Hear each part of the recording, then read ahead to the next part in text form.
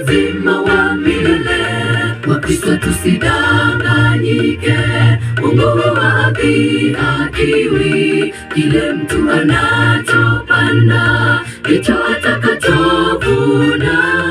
Ukipanda dhambi, mavuno yatakuwa mauti, bali ukipanda mema, utavuna uzima wa milele. Ndugu yangu mpendwa, sasa na matendo yako, mbegu unazozipanda ni mavuno yatakayokuja siku ile ya hukumu. Kila mtu atalipwa kadiri ya kazi zake alizofanya duniani.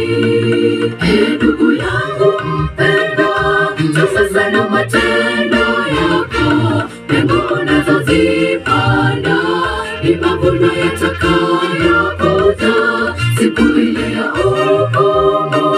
Kila mtu atalipwa kadiri ya kazi zake alizofanya duniani.